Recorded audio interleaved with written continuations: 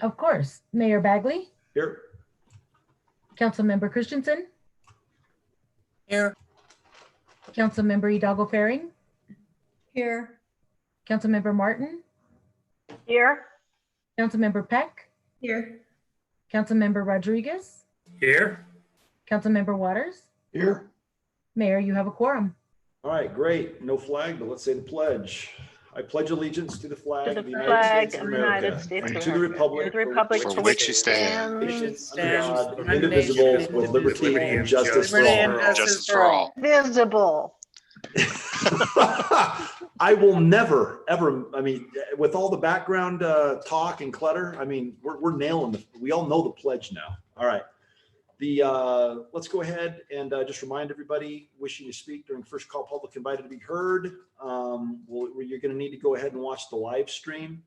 The instructions for how to do that is to, we're going to go ahead and throw up the phone number, and then at the appropriate time during the meeting, you'll get 3 minutes, and we'll ask Susan to go ahead and call on you. So get ready for that, but let's go ahead and do we have an approval for the April 28, 2020 minutes for the regular session? Mayor, I'll move approval with one change, one amendment. Okay, what's the change? On page, I think it's 4, it was highlighted, so I'm not certain who intended to bring it to our attention. But there's a reference to the night site on page 4, middle of the page. I think it's K-N-I-G-H-T as opposed to N-I-T-E, is it not? That is my error, Councilmember Waters. I highlighted it so I would remember to check it. And thank you for correcting that. Well, I remembered it for you. I will fix, thank you. I think, so if we could change N-I-G-H-T to K-N-I-G-H-T, I'll move approval of the minutes. Second. All right, it's been moved by Councilmember Waters and seconded by Councilmember Peck. All in favor, say aye. Aye. Aye. Opposed, say nay. All right, the motion, the minutes of the April 28th, 2020 regular session have been approved unanimously. Let's go ahead with agenda revisions. Anybody? Oh, for just a second, I was like, oh, we got through one. All right, Councilmember Hidalgo Faring. Sorry. Okay. Yeah, we're not off scot-free yet. So, last week, and I wish that I could like come back with immediate responses. This came to me after some reflection last week when Councilmember Peck brought up the idea of allowing the airport, the proposition that they're wanting to put on the ballot to be able to kind of go through and ask for city council support, yada, yada, yada, to make this go forward. And, I still agree that they need to have the signatures. But after thinking about it, and then later I had a chance to talk to the folks who are bringing forward this ballot initiative. And one of the things that came to my mind was, if council has an appetite for this, and I would really like to hear from the group, to have them come back, present more than just what the 3-minute public invited to be heard would offer, but really hear and give us the opportunity to, 1, ask questions, and 2, offer input.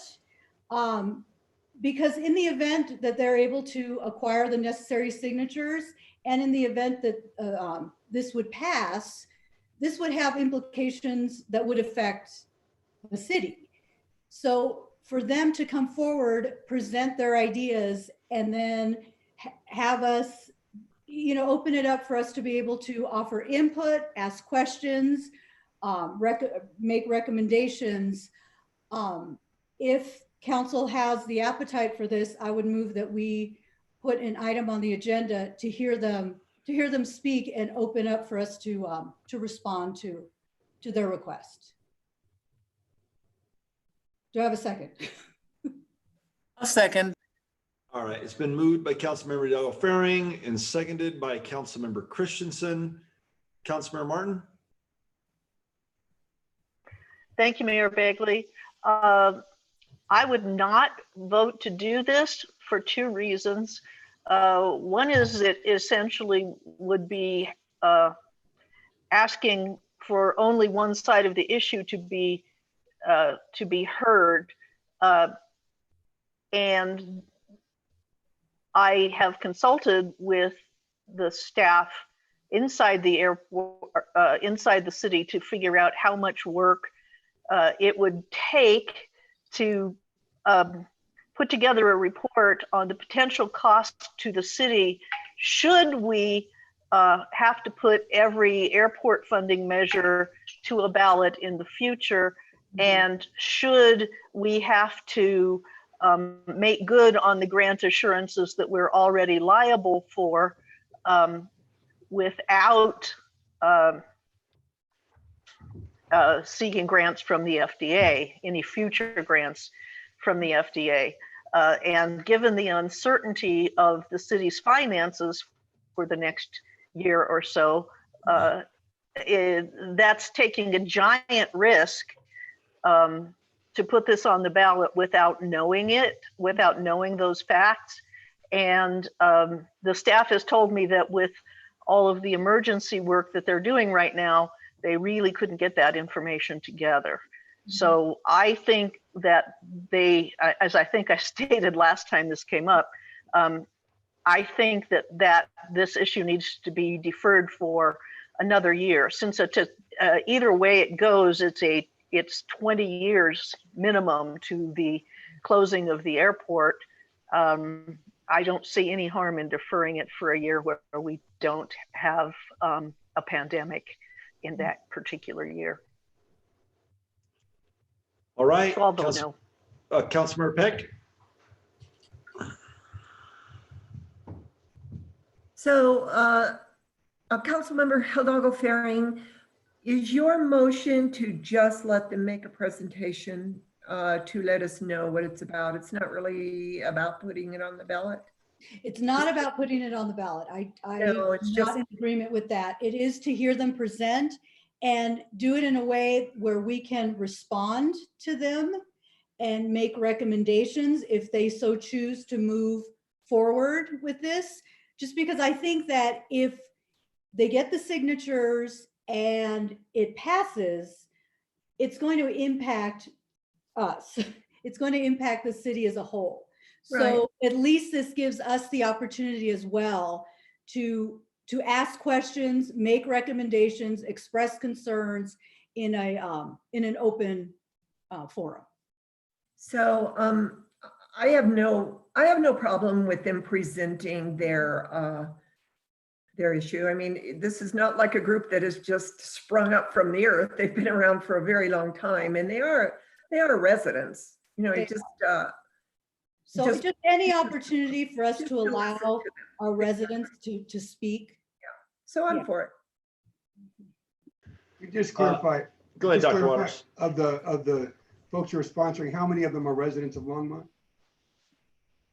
So Are they all residents of spoke Longmont? to the two folks that I spoke to, I believe both of them are residents of Longmont. I know one was for sure, but yeah, I would have brought it up last week had I thought about it, but it's after some reflection, I thought about, well, you know, if it goes in on the ballot and it passes, it's going to have implications for us. So I would at least like to have an opportunity to ask questions, express concerns, make recommendations, and have that back and forth dialogue where we are all present.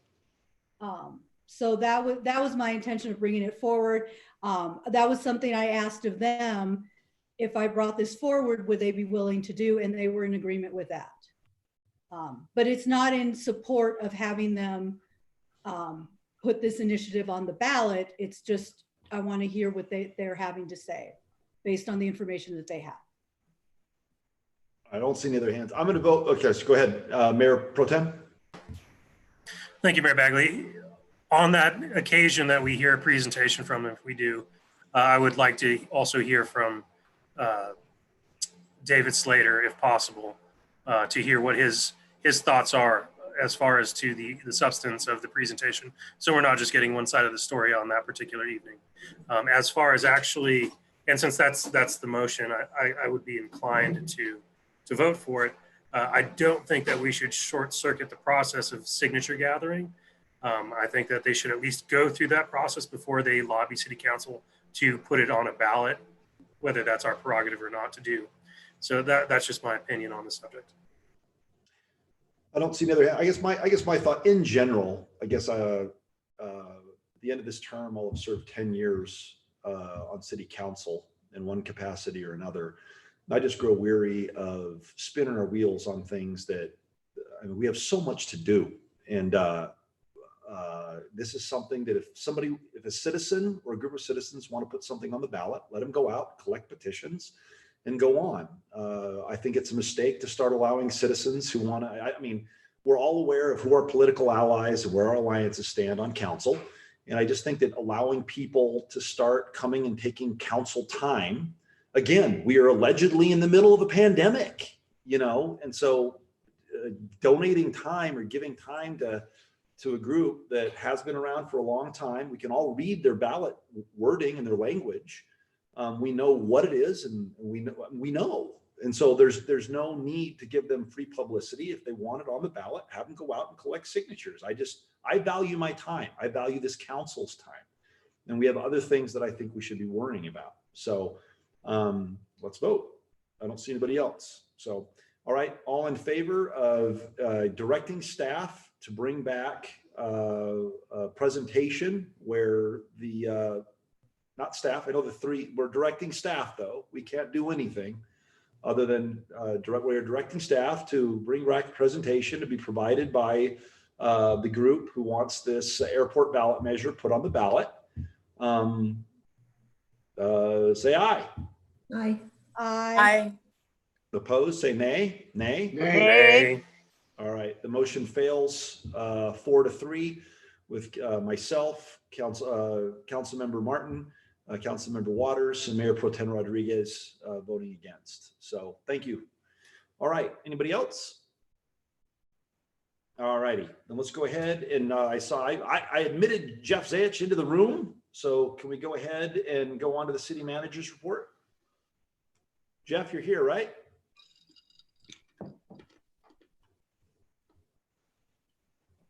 All right, looking good. All right, Harold, time's yours.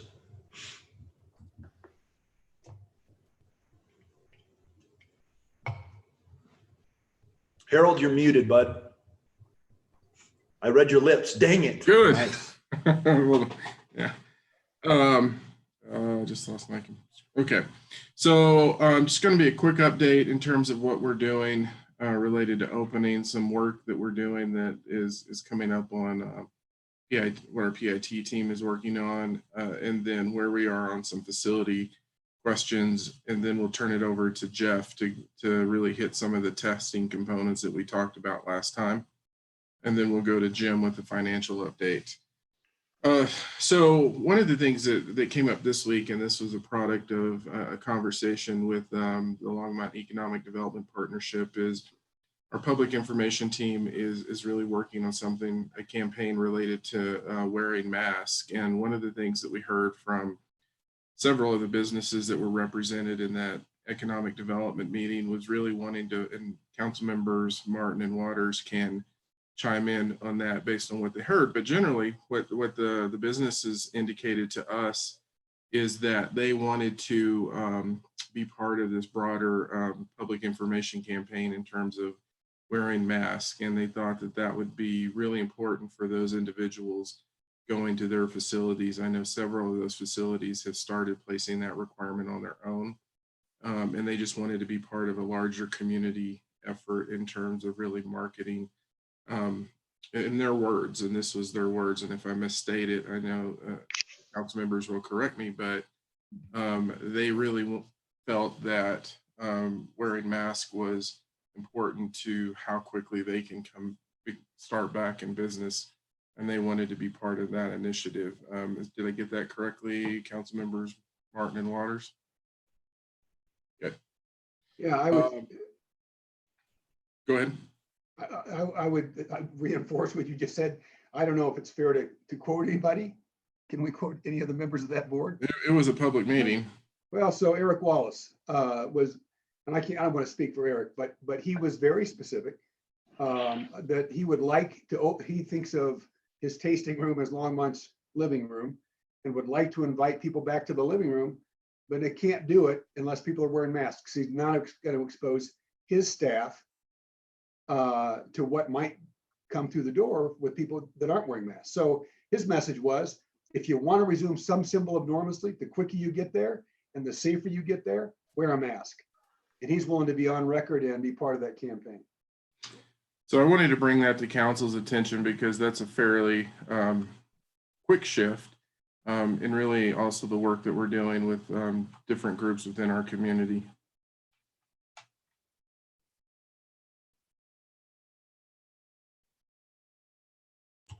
Councilmember Christensen.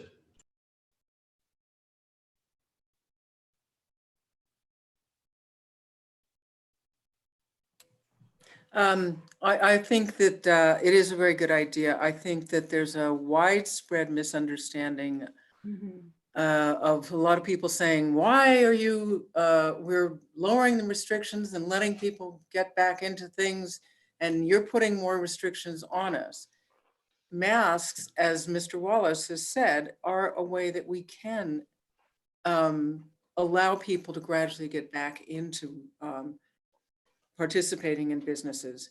It protects the people who are working in the stores, and it protects the people coming in from spreading it. I mean, you know, it's a mutual not spreading it. People keep asking the wrong question, as Councilwoman Martin said last week. It's not about protecting us by using masks from getting something. It's about protecting other people from getting what we may or may not have, since none of us, very few of us have been able to get tested. So I really applaud the business community for standing up for this and wanting to participate in information. I think that'll be really a very helpful thing.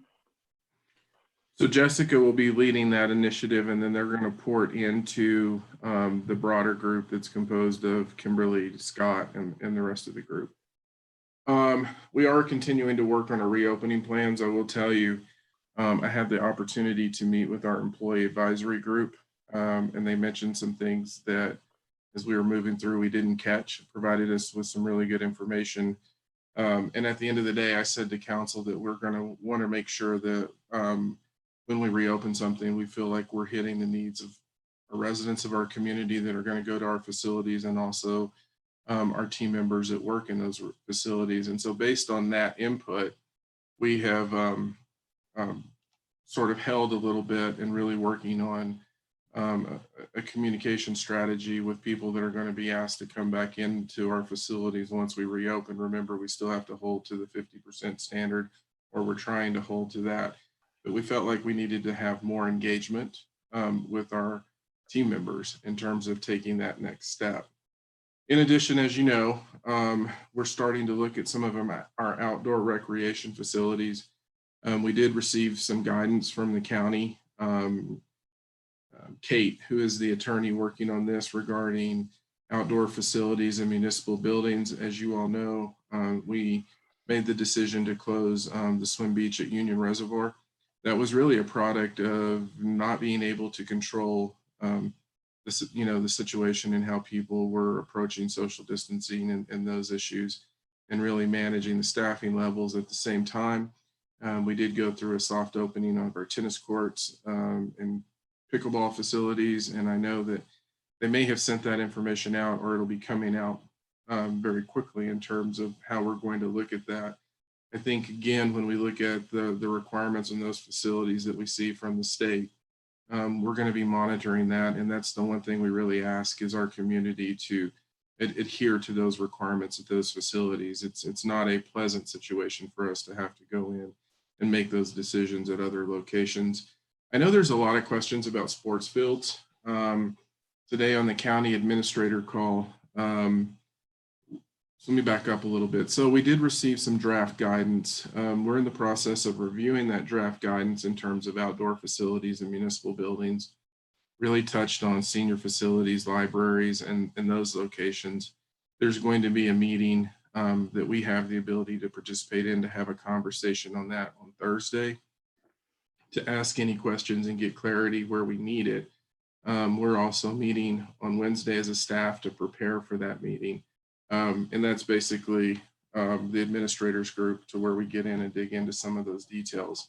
But the one question that keeps coming up, so we went through this in terms of golf courses and then tennis facilities, and now we're starting to see it in baseball fields. And what we're hearing at this point that was presented in the administrator meeting is that at this point, based on the state's order and the governor's order, team sports are not allowed at this time under the governor's order.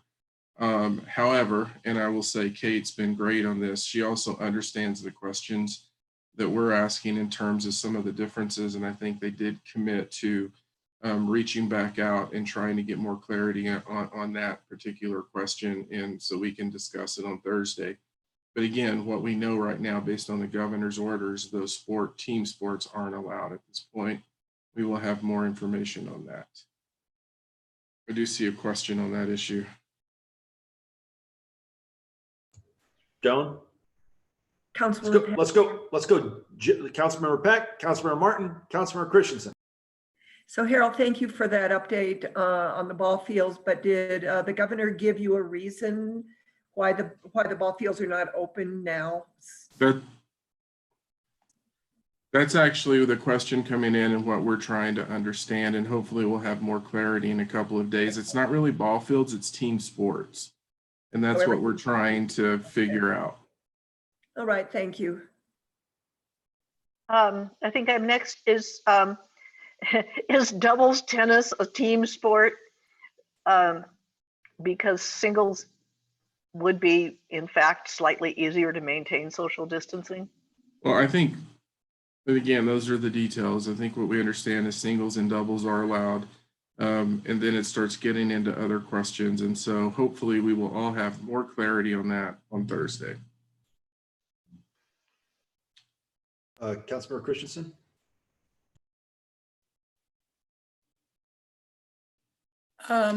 We got a letter, or I got a letter from one of our constituents, Richard Showers, who missed the date to get the annual pass for the reservoir.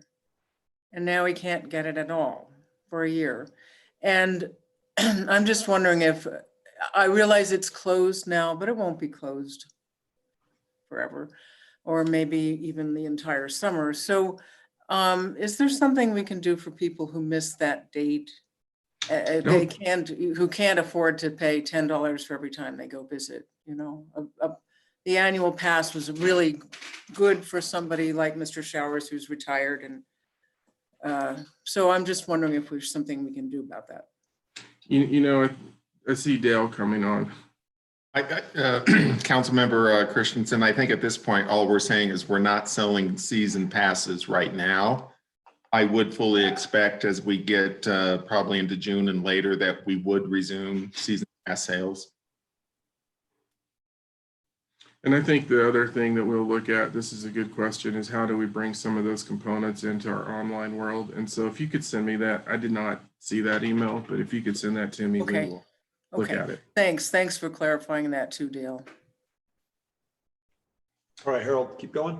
All right, so really the point I think on these two issues is we're really starting to dig into some of the really detailed issues right now in terms of how we open our facilities, what facilities we can open, how do we open those, are they in compliance with the state orders, and we're really getting into a lot of detail. As I indicated to you all in the last conversation, you know, as these orders come out, it is in some ways just as challenging to move through the minutia and understand what we can and can't do as it was when they were coming in. In some cases, I would say it's actually harder because then you're dealing with new orders that take certain things out of play and put other things into play. I actually spent a fair amount of time this weekend on one of those issues. So a lot of conversations really happening right now. Just so you know how the process works, we pour it into the county structure. They then take those questions and then they push them into the state structure via CDPHE and the Attorney General's office. and then it has to move back down. And we've actually talked about how we can work collectively to get some answers more quickly when things are pending. So that's something that we just have to continue to work with our partners on. At this point, I will turn it over to Jeff to talk about those issues in terms of the testing, what it looks like. I know there was a question from, I believe, Councilmember Waters last week about how did we establish 500 as a number and what does that look like? And then there were some specific questions about the staffing from the tracing component. So Jeff? Thank you, Harold, and thanks, Mayor. Thanks, council members, for inviting me back. Here's what I'll cover. I'll talk about I heard several things from Harold. Role of testing was safer at home, and criteria and hierarchy for who gets tested, how fast testing gets ramped up and where. What about this 500 number? How will contact tracing work with testing? And community testing, what are the plans and what does that look like? So, so that's where I'll head unless I hear something different from folks. And I've had some internet connections issues tonight, so let me know if I am cutting out at all, and I'll turn my video off. But for now, I'll keep it on and we'll keep going. So first, let me just talk about the role of testing with safer at home, and I've combined the why the 500 number because they really go together. So increased testing is important in terms of our ability to move forward as we begin to lift portions of the order. And the reason that's important is if you think about the orders, they really held the numbers down. So the orders were effective at not having a lot of people integrating. People are staying at home. I know it was extremely painful for so many people to be in that space. And I want to thank all of your listeners who really helped us support getting to where we are now, because your ability, your willingness to do that has helped us get to a positive place. I'm happy to actually share the slides that I presented to the city of Boulder tonight, which really demonstrate the positive trends that we're seeing. But anyway, the reason that testing is so important as we move forward into lifting these orders is because we know that it's really important for us to be able to identify all of the folks in the community who have positive symptoms. And where the 500 number comes from is a Harvard Global Health Institute research paper that has provided guidance nationally to all the states. And without getting into all of the nitty gritty details, it basically looks at what kind of testing do you have to put in place in order to get to about a 10% positivity rate or less in the community, which really means that you've done enough testing to identify all the positives that are out there. And the number that that comes from the 500 is what came from that study, and it's 152 tests per 100,000 population. So that's where that 500 number comes from. That does not mean that we've tested everybody in the community. It means that with that number, we're targeting that we have the ability to test all symptomatic people. We have not been able to do that up to this point. I know there's a slide. If Harold puts that up there, or whoever has access to it can put that up now, I can show you what that looks like right now in Boulder County.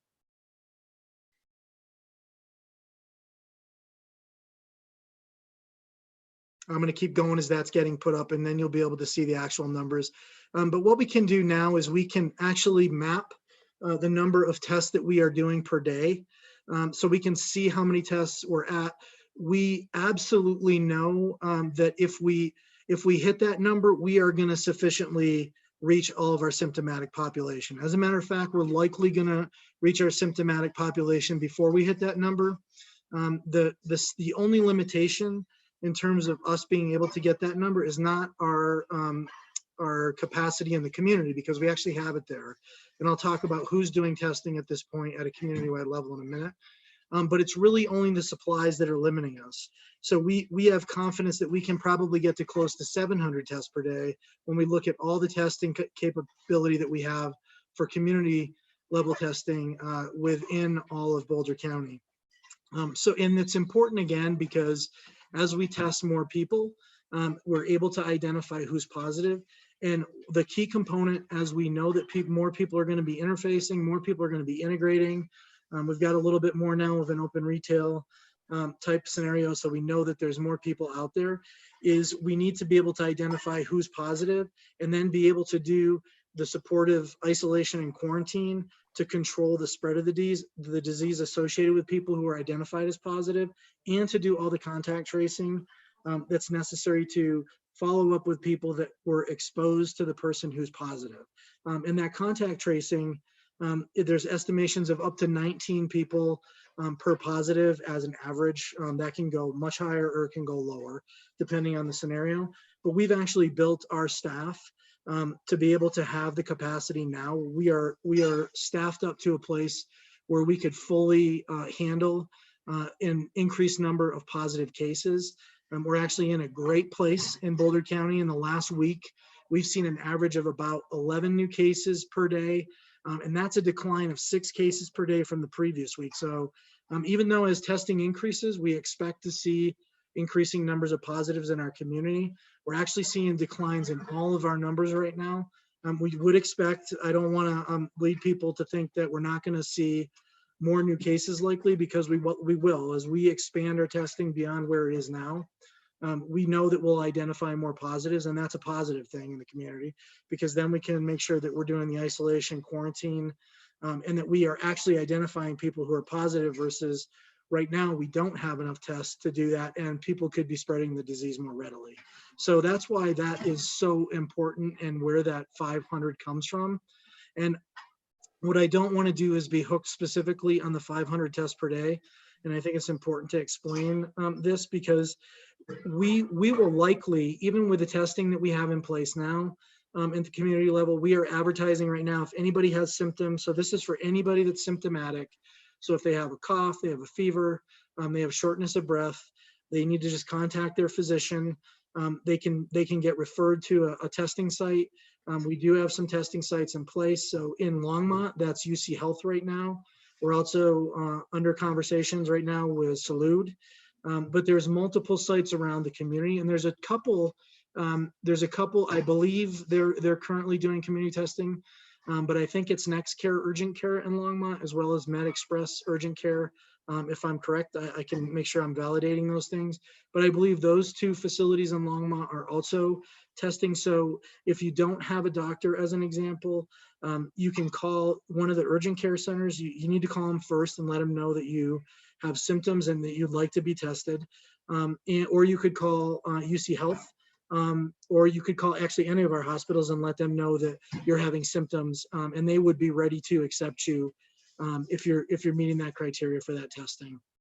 The idea, again, at first, is to make sure that we're testing all positives in the community. We believe we'll be able to do that readily. We are hearing, and we have increased, if you're looking at that graph, that we are seeing testing increase, and we have been told by the state that more supplies will become readily available to us as we move into the next week, 2 weeks, 3 weeks, and 4 weeks. So I actually feel like we're in a good position in Boulder County to be able to get to the 500 number pretty readily, and that we will actually be able to then expand even more so into some asymptomatic testing in the community. So people who might not have symptoms, but we believe they could be in a high-risk position. So think about people like the contacts that I mentioned, about somebody who's come into contact with a positive. We're doing some contact tracing to follow up with them.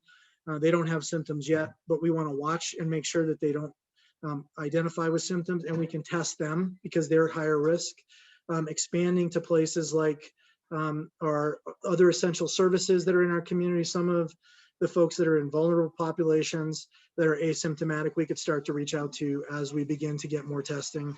And the state's encouraging us to do that as we move forward. So again, I feel like we've really got the infrastructure in our communities that will allow us to build the testing that we need to be successful. We've already started a lot of that. We've already done tests. When I talked about that positivity rate of above 10%, that you're not maybe doing enough testing, and below 10%, you probably are doing enough testing. And right now in Boulder County, we're at about 13.9% positivity rate. So, and that's at the testing that you're seeing on the screen right there. So we'll continue, again, to increase that as the weeks go forward.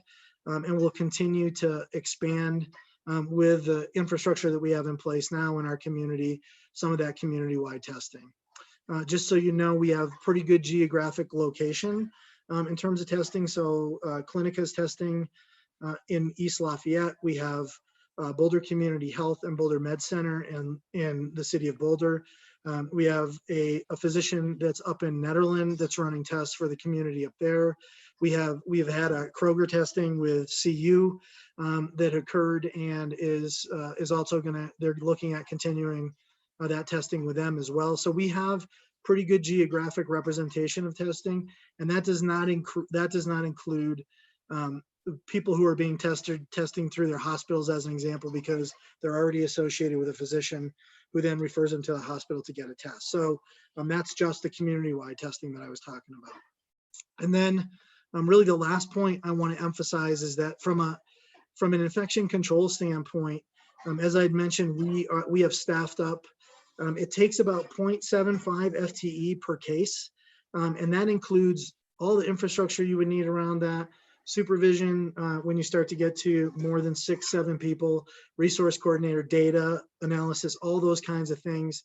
And so the amount of staff that we have right now today, knowing that our average caseload is about 11 right now, we actually have the ability and staffing to bring in people that could do as many as 40 cases per day. So we're pretty well set to be able to expand our infrastructure and our testing, or I'm sorry, our containment at Boulder County Public Health, and be able to get to more cases if we're starting to see more positives.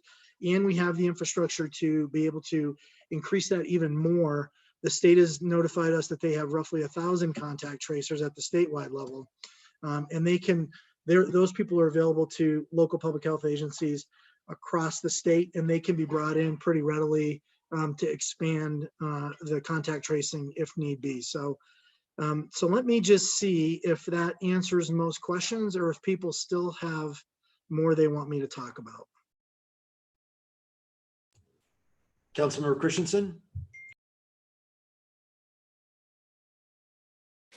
Thank you. Thank you, Jeff. That's really very helpful to know that there is a lot more testing going on for the virus. I'm interested in knowing, for those of us who are pretty sure that they had it, to know about serological testing. Are you doing any of that?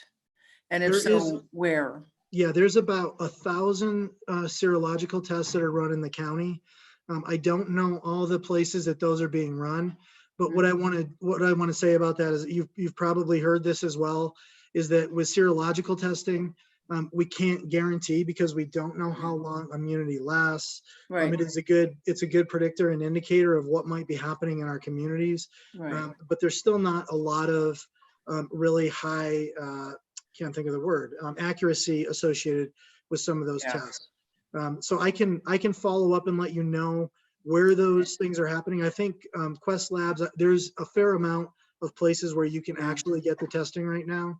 But just so you know, from a policy standpoint, we are not yet using that testing to say, okay, you can now go back to work, or do those kinds of things. It's a good indicator for what might be happening in our community, and it's going to get better.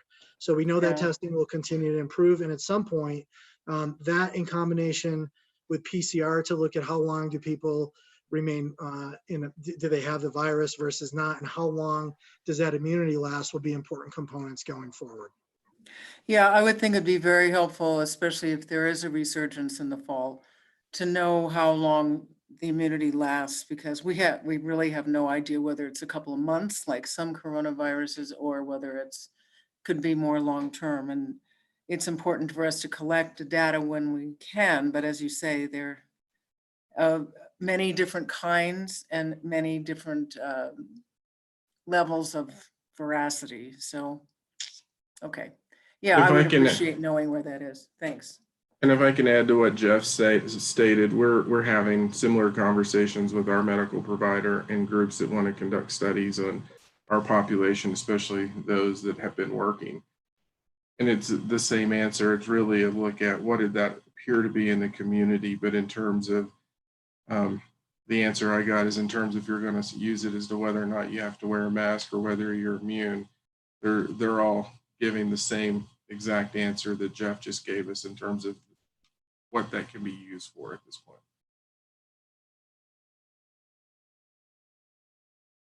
Councilmember Waters? Thanks, Mayor Bagley. Jeff, remind us of the number of days during which an individual might be infected but not symptomatic. Thanks, Councilmember Waters. Appreciate the question.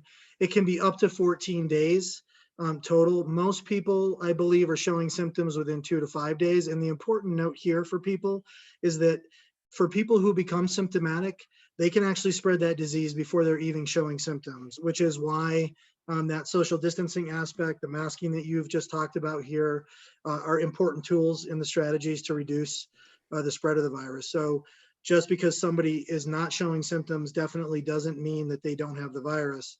Also, there's people that can remain completely asymptomatic but still spread the virus throughout the whole entire period that they have the virus. So those are important components. So from an epidemiological perspective, I get the numbers, the 150 per however many thousands in the Harvard study, and how you roll up to the 500.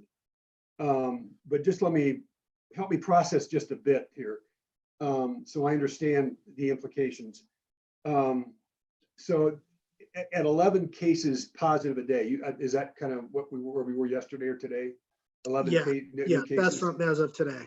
So that would presume, based on just kind of an epidemiological basis, that if it takes, let's say, 10 days to become symptomatic, you've got 110 people out there infected, but not yet symptomatic, right? That's correct. You can pretty much assume that, well, I don't know if I should, you can assume that there's definitely more people out there that are asymptomatic besides just the symptomatic, for sure. Yeah, because if you're only getting tested when you're symptomatic, and testing those who are symptomatic gives you 11 a day, and you've got an incubation period of 4 to 14 days, you've got some number of people who are infected, not yet symptomatic, and potentially contagious. Just trying to get an idea what the actual likely exposure is in terms of the numbers of people. Absolutely. It's a great question. I appreciate the question very much. And we would need to be above 500 per day, because that 500 per day, again, is only an estimate of symptomatic. We're probably going to get to that before we hit that. But to get to all those asymptomatic people, you really want to have that less than a 10% positivity rate. If you look at what they did in South Korea, the amount of testing they had, their positivity rate was around 3%. So they were doing massive amounts of testing. When you're less than 10, you have a pretty good indication that you're catching most of the positives. The lower that rate goes, the more indication that you're catching all positives. But we would have to significantly expand our testing to get to that point, for sure. There's no doubt about it. So if I think just one last part of the question is how it applies to the city, maybe just starting with the city of Longmont staff. Harold, this is not intended to put you on the spot, but I think we ought to have an answer. Are you comfortable with what Jeff just described as the number of tests? If let's say we're doing 500 a day, and understanding you're still bringing people back 50%, you're staffing at a 50% level day to day, right? To honor or to implement or abide by the social distancing. But that still leaves a fairly significant unknown. I mean, that's a fair number of people coming back to the workplace who are not symptomatic. And based on the numbers Jeff said, some may be infected. That's a fair assumption? At what point is there enough testing or enough assurance that we're comfortable saying, come on back, staff? And are there areas where we're comfortable in saying that and areas where we're not?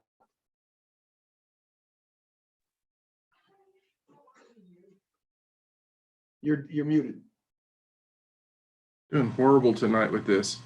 So yes, so when we look at reopening, we're looking at a number of things. And so the first is, what can we reopen via the orders?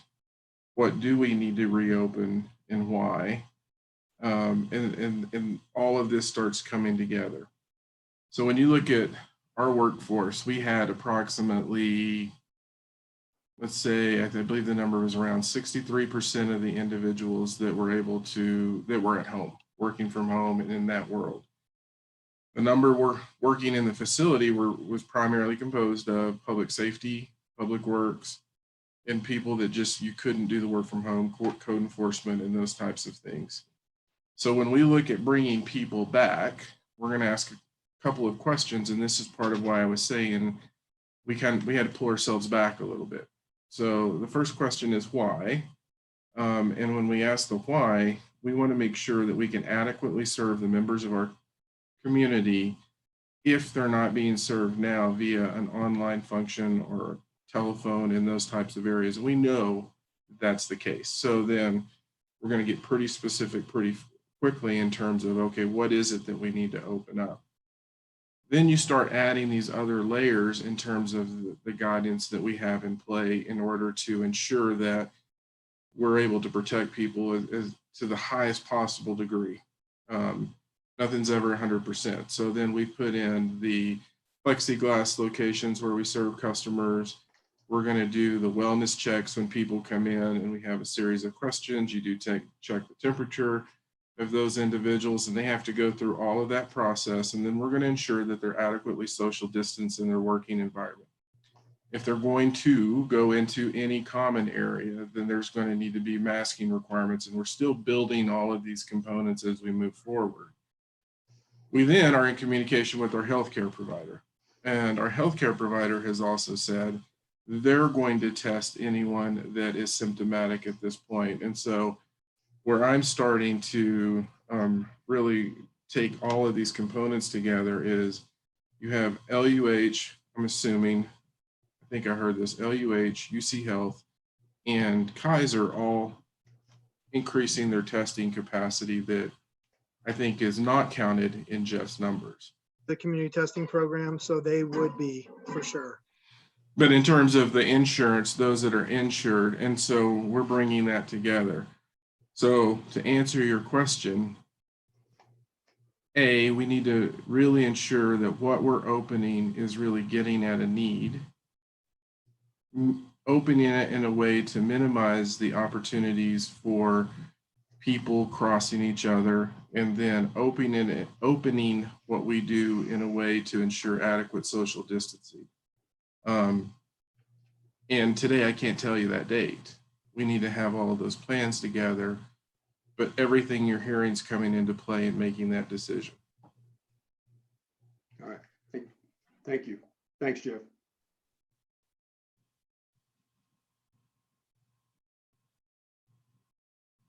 Sorry, Jeff, do you have anything else? The only other thing I would add, just to what Harold just said, if you're okay with me doing this, is that what we'll be doing is we'll be watching the data closely for these next 3 weeks. And I think what Harold said is right on track. We want to try to minimize to the maximum extent possible the interactions of people where they're going to have a difficult time maintaining that 6-foot distance. Without that, it's really hard for that virus to spread. So knowing that we don't have perfect testing in place, but the testing's improving, it's getting better. The more that people can really follow those guidelines, the better it's going to be for our businesses, for our economy, for people to be able to get back to what I know they all want to do. And again, until we have a vaccine or a treatment that's more readily available, we'll be working under these conditions for a little while. But if people can follow those guidelines, it's going to help us move forward for sure. So that's the last thing I would add. I so much appreciate, again, being invited back by all of you. Councilmember Waters, I probably should have added this to the answer your question. If we open something and see we're having issues where we can't manage the social distancing and folks aren't following the guidelines, that's what's triggering then us to go, we need to rethink this. And that's why we're pressing those issues as we look forward. There are a number of facilities that people are asking for. You know, we get a lot of questions regarding rec centers and playgrounds and those issues.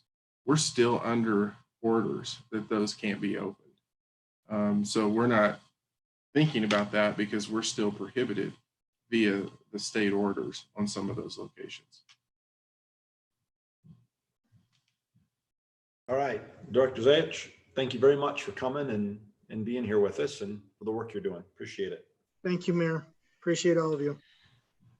Mayor, the last piece, I need to turn it over to Jim so he can give you a financial update that he promised you all last week. Mayor Bagley, members of council, Jim Golden, the Chief Financial Officer. I assume you can hear me. All right. So like Harold said, I talked to you last week, told you that our sales tax in March was up. Turned out to be up 6%. I sent you an email a couple of days ago that gave you a breakdown of those results for March.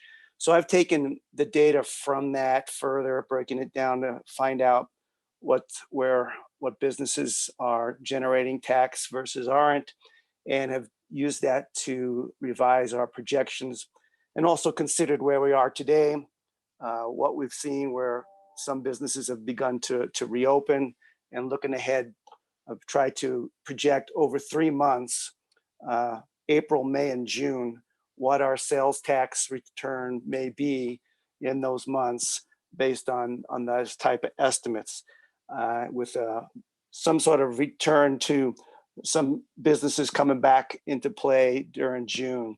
So what I ended up with was we have projected decreases in April and May of a little over 40% for each month compared to last year, April and May.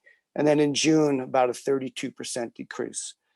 After that, I'm going back to the logic that we would have a recession kick into place for the final 6 months of the year. I did raise my projections there to an 8% decrease over the 2019 tax for those months last year. Overall, that does actually reduce our sales tax projection compared to what I gave you a month or so ago, and it reduces it. Reduces the shortfall by about $700,000 for just sales tax. The other thing I did, and by the way, I did email you all this information just right at 7 o'clock. Actually didn't finish this up until during your first executive session today. So I wasn't able to get it to you any earlier, but you will have all this information in an email for you available. But in addition to the sales tax, staff took a deeper look at the general fund revenues once more, all other revenues there, as well as revenues for some funds that we didn't take a look at last month. And that in turn has increased our projections quite a bit. So overall, the total shortfall in revenues due to COVID for the rest of 2020 is projected to be $18 million. So that's compared to, I think I gave you 15.3 million last month. So some of the increases, I've told you the sales and use tax portion of that is $12.3 million. There's another $4.16 million for reduced revenue throughout the general fund from other sources. A big deal of that is recreation revenues, from the fact that many programs can't be offered currently and may not be offered for some time. The other things that also impact our investment revenues, development revenues, fines and forfeits, utility disconnects, union reservoir fees, museum fees, and then some smaller licenses and fees. We have $2.85 million of that is recreation revenues, again, from programs not being able to be offered in the future, and looking to something starting at some point in July at a low level. The street fund, moving into some other funds, we increased the street fund for $475,000 of highway use tax revenue that we're projecting we probably won't receive, with gas taxes very likely being down quite a bit.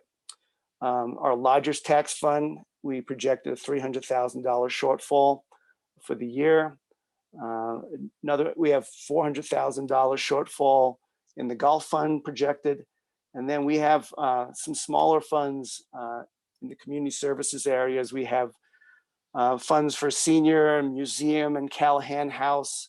Each of those individual funds, we have programs that are offered in those areas that obviously are not continuing, so they have some smaller impacts as well, all adding up to the $18 million. There's 11 funds that are impacted in this $18 million projection.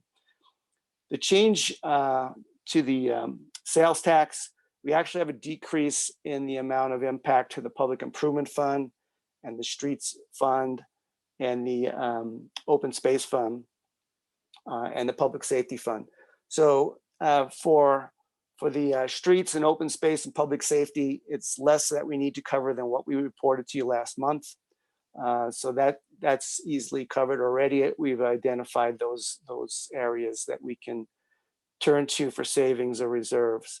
The street fund only increased because of the highway use tax I talked about. So it's only a few $100,000 increase.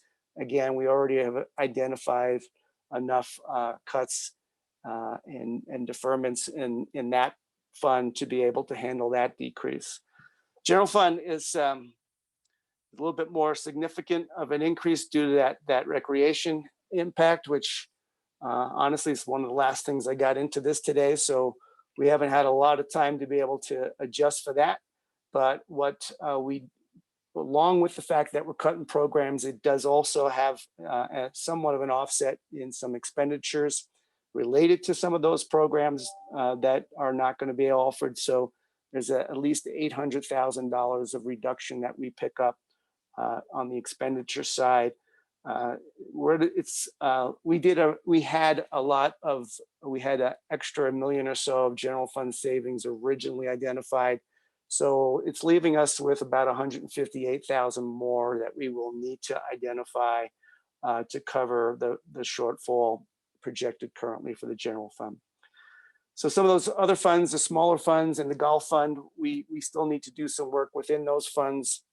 Fund balances will come into play for many of those funds, as well as hopefully our ability to reduce some expenses in those funds to cover their shortfall. And staff's going to be doing some more work to identify that. And finally, the lodger's tax impact. Did speak with Nancy and visit Longmont, and they've already made some adjustments. They furloughed staff down to quarter time, and they've cut a lot of expenses. They were already projecting the impacts themselves.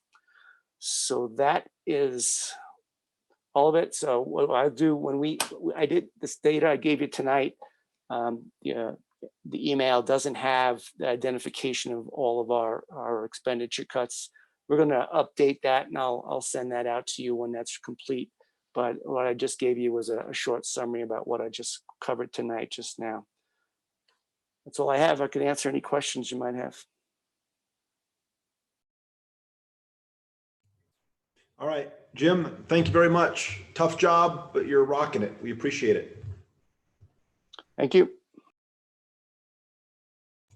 All right, sorry, You don't had go a anywhere, good Jim. question. I didn't see the guy up in the upper right-hand corner of my screen. Hey, Jim, Dr. I'm back. Waters?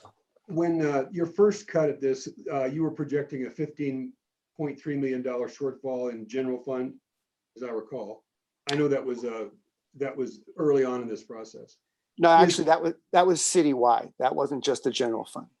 What's the number? What's the equivalent number? Is the 18 million now the equivalent of what you saw then? You were estimating 15.3 is now the 18 as we've gotten farther into this? Right. So 15.3, when I looked at it last month, was the overall impact that we identified due to the COVID event. Now we've adjusted that to 18 million, but we did expand how many funds we were looking at. And that's how you got from the 15.3 to the 18 because of the other funds. Yeah, and plus I did change some assumptions. I mean, remember I talked about it being down for 2 months. Now I'm kind of using 3 months. Yeah, a higher amount of recession. And in the savings, you've identified a couple of areas where there would be savings. And when you flesh this out, that's what you'll share with us, more of that detail. That's correct. Yes. Yeah. All right. Thanks, Jim. You bet. All right, still thank you. And you're still awesome, Jim. Thanks. All right, let's move on to the consent agenda. What time is it? We're doing all right, right? We've only been going an hour. Actually, let's vote first call public invited to be heard. So can we flash up that, the number? So we would invite anybody to dial in at 669-900-6833. Let's take a 2-minute break while we allow people to call in. We can kill two birds with one stone.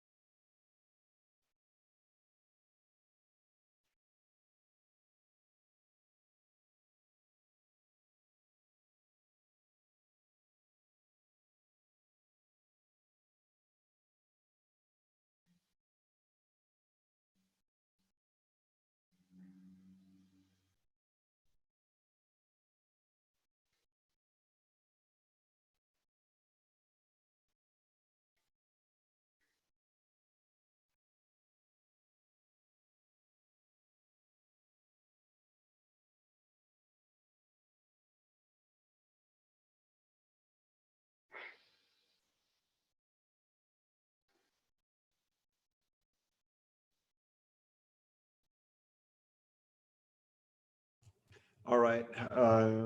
If you can hear me, let's get going again.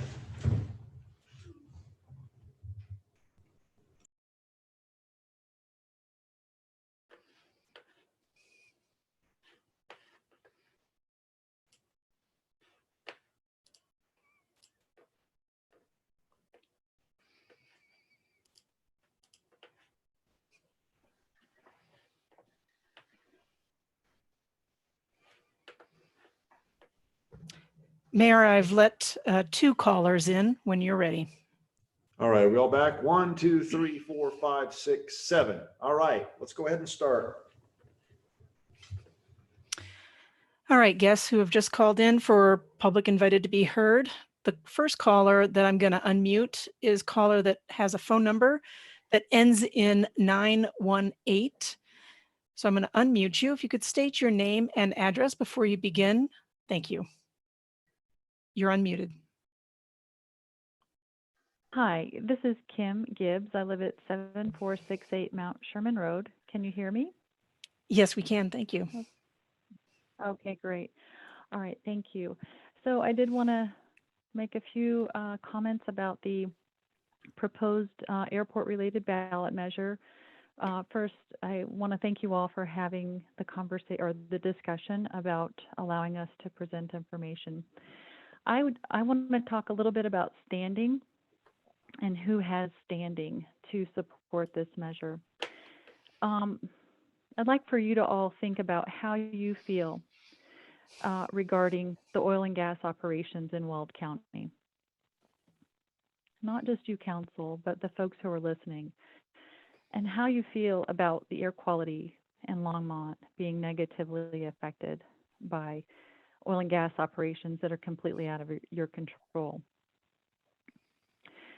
That's how I feel as a Gun Barrel resident, as a non-Longmont City resident, living underneath the flight box in Gun Barrel and having no voice at all over airport decisions and about the nuisance that is caused by airport users in your town. So I'm asking you as my friends to join with us and support this ballot measure that will restore more accountability to Longmont voters. The provisions are very simple. It would require that Longmont voters be consulted and that they would consent to an airport expansion, which, by the way, was promoted by people who don't live in Longmont. You might recall when Jeff Bowman, Dave Kopp came to City Council and promoted this airport expansion. They're not Longmont residents. They're not Longmont citizens. They are wanting to exploit the airport for their own gain. And regarding financial accountability, you know, the Longmont budget is really none of my business.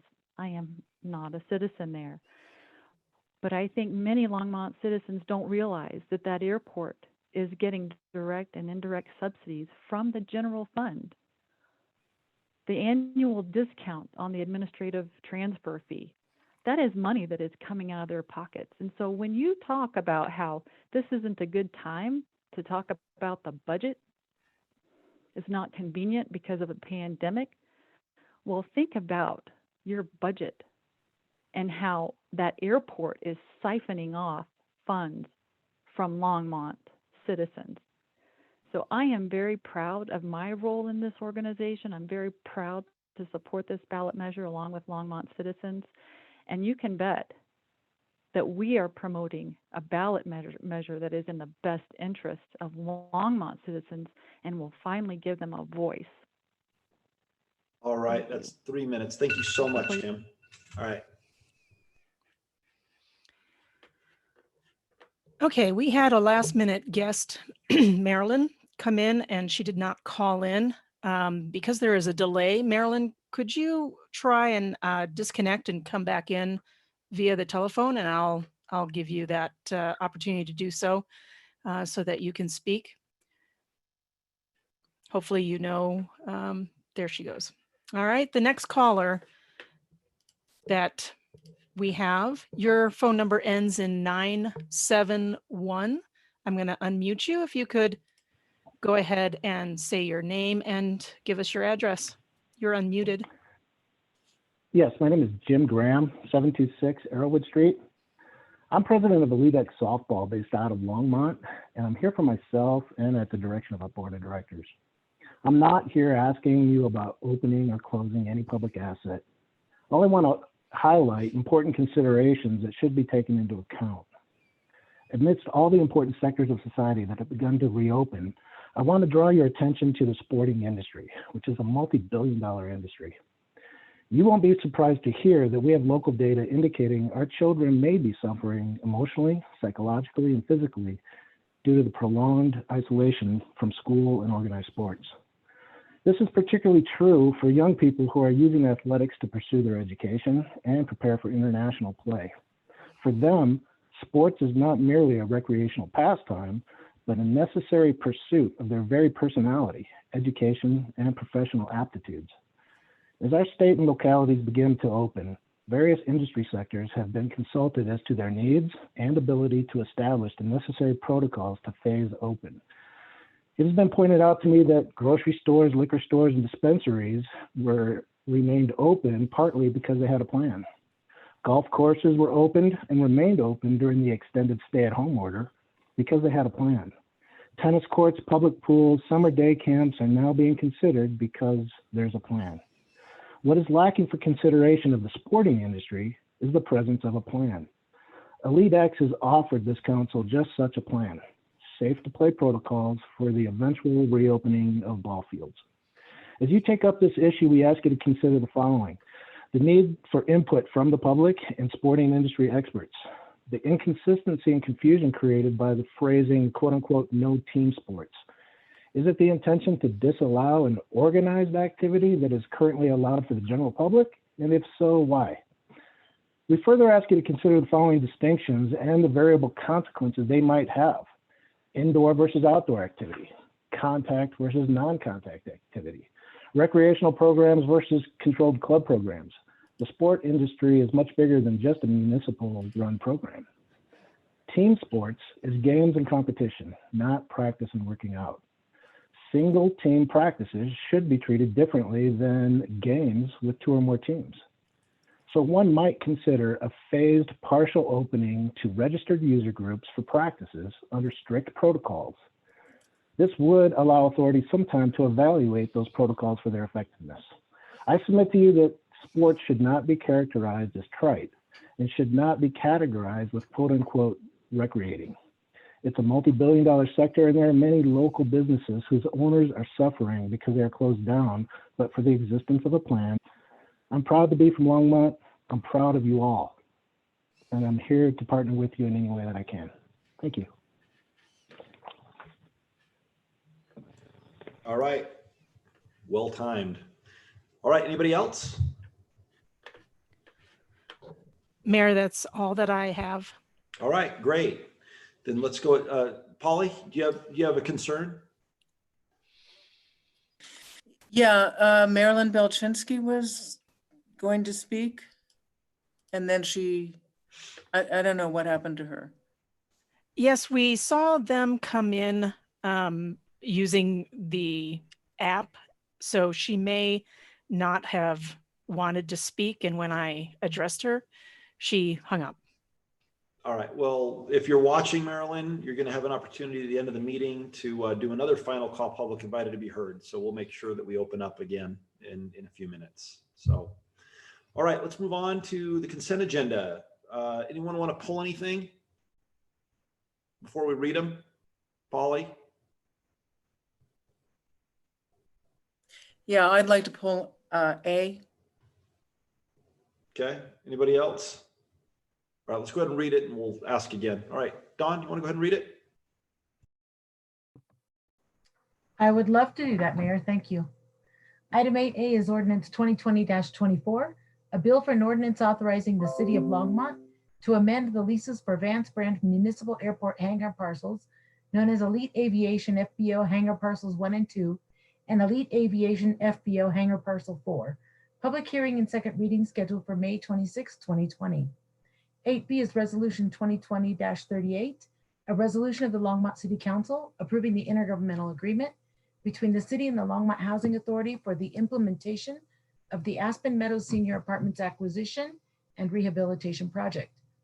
8C is Resolution 2020-39, a resolution of the Longmont City Council approving the intergovernmental agreement between the City of Longmont and Boulder County Public Health for a mutual aid agreement concerning performance of public health inspections.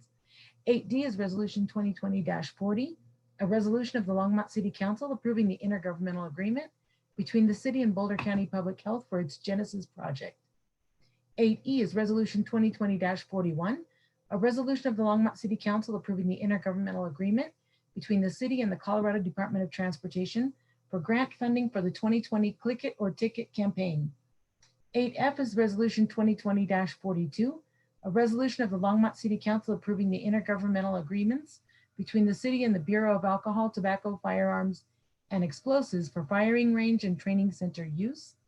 And 8G is approve the Latino Chamber 2020-2021 Agreement for Economic Development Services. Councilmember Christensen? But although if you could do that a few more minutes, that was awesome. I could do that all night. I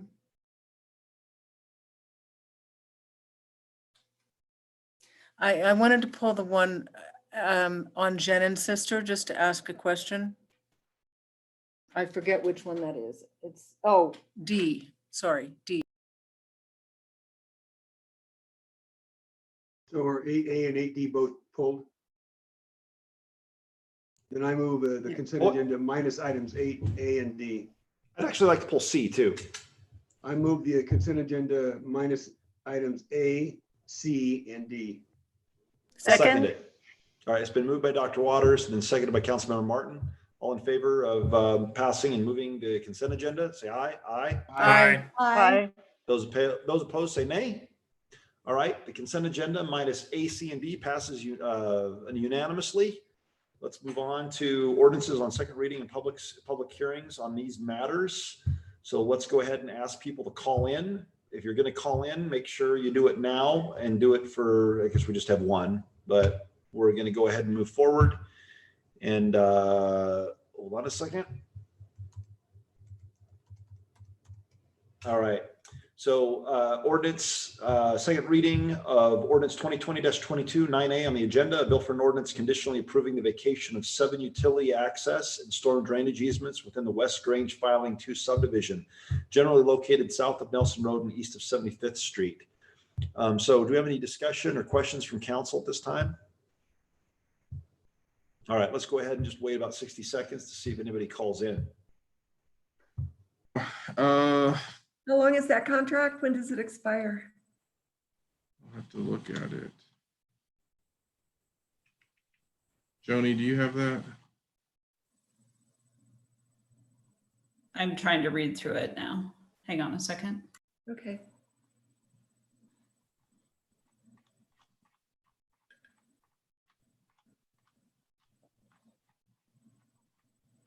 I can't. And then the other question that I think Council Member Christensen asked, typically FBO services at an airport do provide the pilot's lounge and other amenities in terms of they just don't do fueling operations.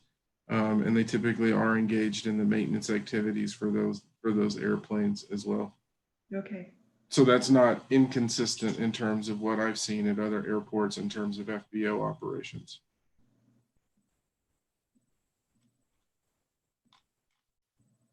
Well, you can email me or something. Okay. I don't really need to know. I'm just kind of curious. Okay. Thank you.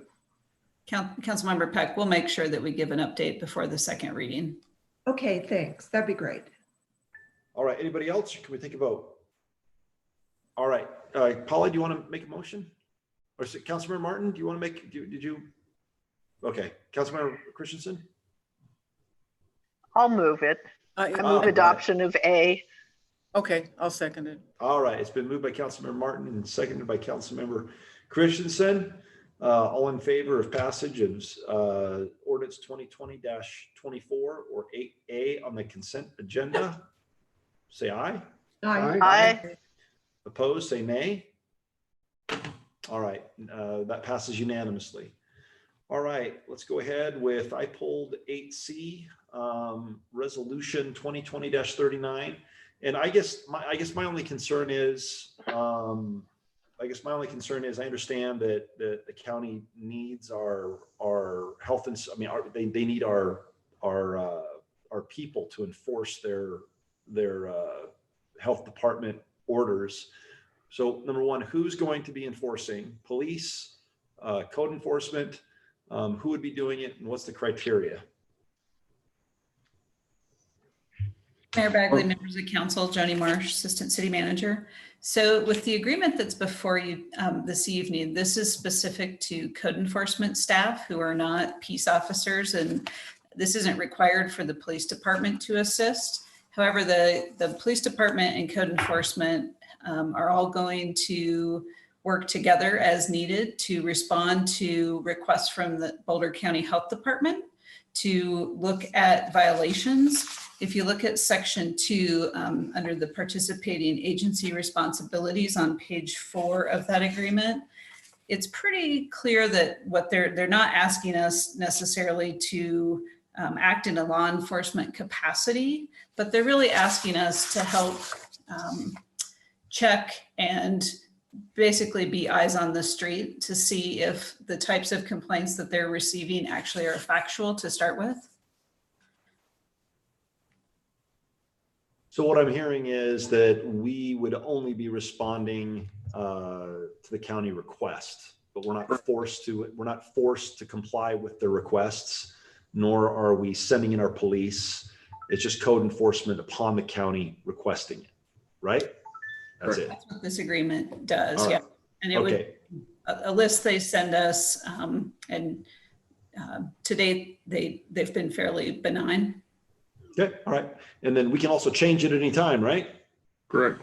All right. So with that, I move resolution 2020-39, 8C. Second. All right. All in favor, say aye. Aye. Opposed, say Aye. nay. All right, it passes unanimously. And then what was the last one? D? Who pulled that one? Me. All right, Councilmember Christensen. Okay, this is regarding the Genesister program. I just would like to ask a question of Karen Roney, if she's here. I thought we already funded them. So did we not fund them in the last round of requests? So Mayor Member Christensen, Karen Roney, Community Services Director. Hello. So this is for the Genesis program, there's two programs from Yeah. the Genesister program, which is the one I think you're talking about. Oh, okay. You're the Human Service Agency. We only funded one. And Genesister is part of the Children, Youth, and Families Division budget, their line item request that they fund every year. Okay. Okay.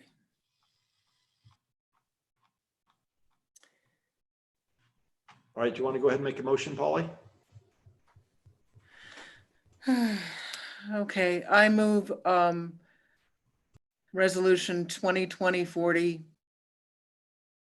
I'll second it. All right, it's been moved and seconded. Any other discussion or debate?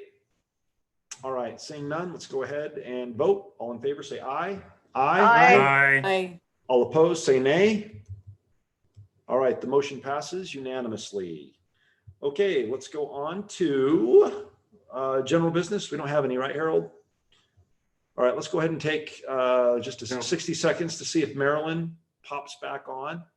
So Marilyn, if you're waiting for final call, let's take Mayor a couple Beck, minutes. Yeah. she texted me and said that she is not going to. She didn't have a question. She All right. accidentally logged in.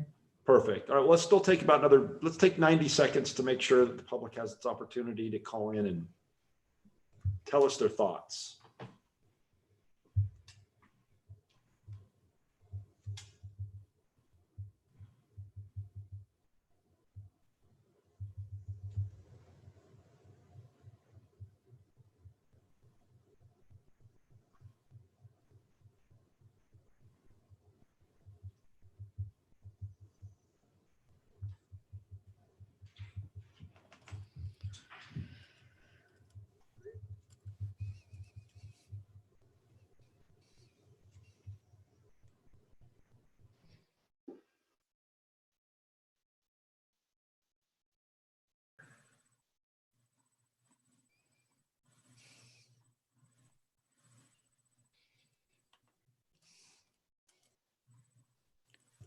All right, unless somebody wants to keep waiting, we're going to go ahead and move on. And if somebody pops in, I guess we'll back up a little bit. So let's move on to mayor and council comments. Does anyone have anything they're dying to say? All right, let's go ahead with start. We'll start the clock. All right, Councilmember Waters. Thanks, Mayor Bagley. Yesterday, I received a letter from a resident. And it's in these times of so much heartache in so many places, it was one of those letters that ought to be shared because it's a good news story in terms of Longmont and the performance of Longmont staff. So because I didn't ask for permission from the resident to use the resident's name, I won't. But I will say publicly, thanks for sending the letter. The resident knows who she is. So this starts off saying, I love living in Longmont. Among other admirable qualities, we enjoy exemplary services in numerous areas. We have excellent water, electrical services, solid waste disposal, the limb diversion facility, street crew, parks and recreation, fiber optic internet service, and we have the forestry department. So this is about an employee in the forestry department. First sentence of the second paragraph says, I want you to know I recently had perfect dealings with one of your employees, Oscar Hartkeen. So Mr. Hartkeen, if I'm mispronouncing your name, I apologize. But you don't get these letters very often. The resident goes on to talk about what an extraordinary job this individual did on a tree in this lady's yard and that had been split from snow and how many times he came back, how courteous he was. Her final sentence is, in these days of so much negativity, I just wanted you to hear about a very positive experience I had with a member of your staff. So forestry staff, one of your crew, lots to be proud of. Thanks for your service.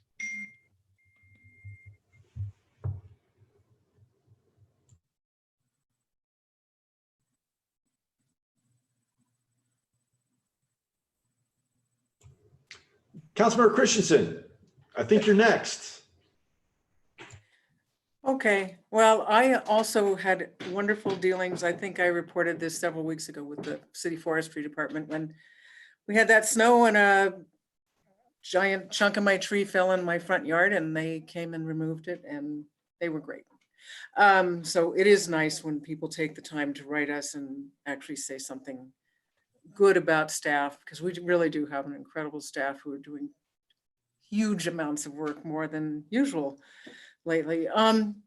I did want to, because I just cannot express my frustration at the information we got in the information part of our thing on the town of Firestone referral, in which they're planning to develop 75 acres adjacent to Smucker's, which is not compatible with our land use or our water resources or impacts or our transportation infrastructure. And there isn't a thing we can do about it. And that's, I think, frustrating to all of us.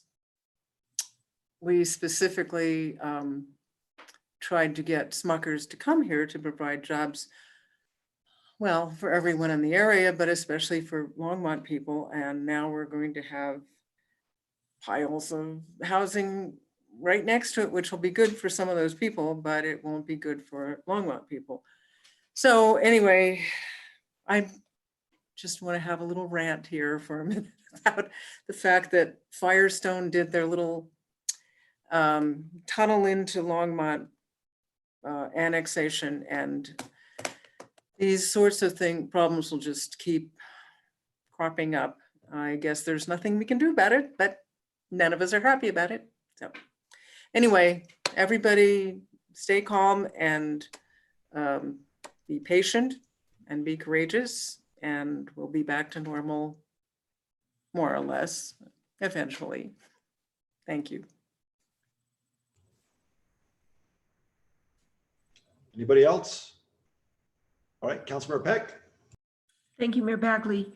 I echo Councilwoman Christensen's concerns about the Firestone development, but I was heartened with the response by our staff in that they're from the looks of it, it looks like 119 might have to be expanded for the traffic, et cetera. So keep up the good work, staff, and keep us informed about that. The other thing I want to say is that the Longmont Community Foundation has so many great accounts on it that we can donate to. And one of them is Neighbor to Neighbor. This account is specific to Longmont, which if I understand that correctly, and it helps with rental assistance to our residents. And it's been doing a great job. One of the organizations that gets money to help renters is the Hour Center. And there are other organizations, but I talked to Erica Hosempa the other day, and they're running low on those funds. So we need to continue to help people with rental assistance. So you can go to longmontfoundation.org, click on the donate tab, and then just scroll down, find Neighbor to Neighbor COVID-19, and you can donate there. So this is a great way for the community to help each other. And thank you. Have a great week.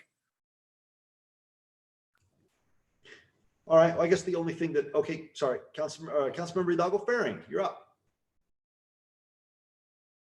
So I just want to do a quick shout out to the Longmont Museum and Cultural Center. Every Thursday, they do an online, sometimes it's art and sip, other times they've done just presentations. Last week, they did one on looking back on Longmont, the 1918 flu pandemic. And it was really insightful. It starts at 7:30. I really enjoyed it.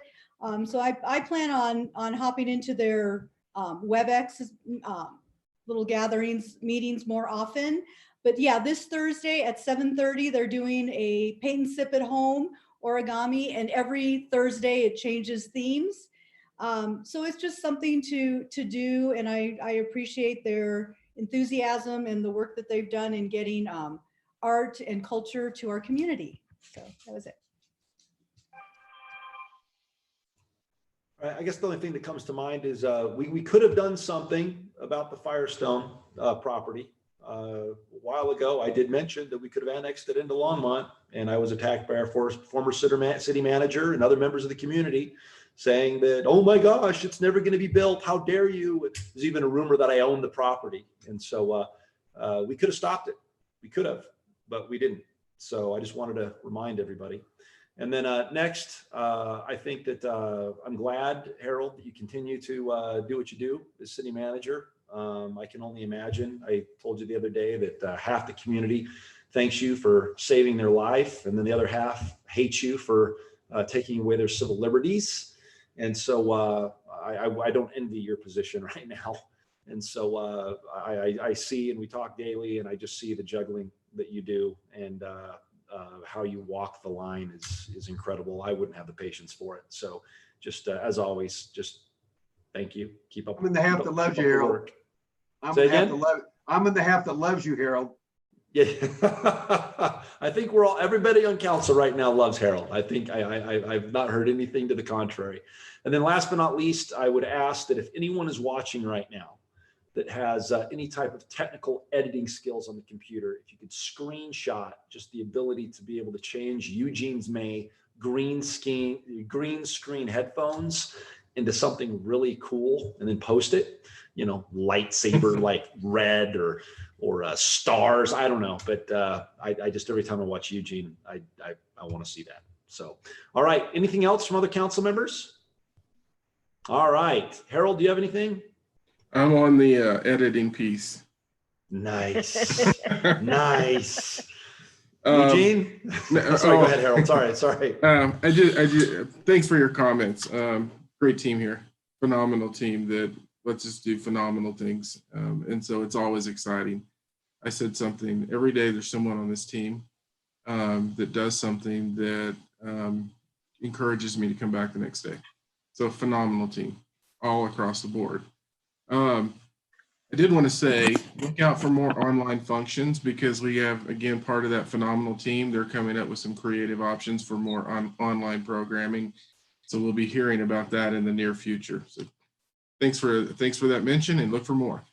I did notice that the Longmont Museum is going to be offering online classes, right? So we have museum working on it, library working on it. I think rec center, rec group, they're working on it as well. So hopefully in the very near future, you'll hear more about that. All right, cool. All right, Eugene, do you have anything? Mayor, my son Riley will be thrilled to hear that you observed his green headphones on my head. Oh, no, I'm not. I was making a joke, but not really. I'm hoping that someone will. All right. So, No further comments, Mayor. all right. So, all right. If there's nothing else, do we have a motion to adjourn? Councilmember Peck? I'll make the motion to adjourn tonight. Oh, all right. Councilmember Hidalgo Faring coming in from the bleachers for the win. And it was seconded by Councilmember Waters. All in favor, say aye. Aye. Aye. All right. We're adjourned. Thanks, guys. See ya. And I'll come in tomorrow and sign documents. Thanks. Bye.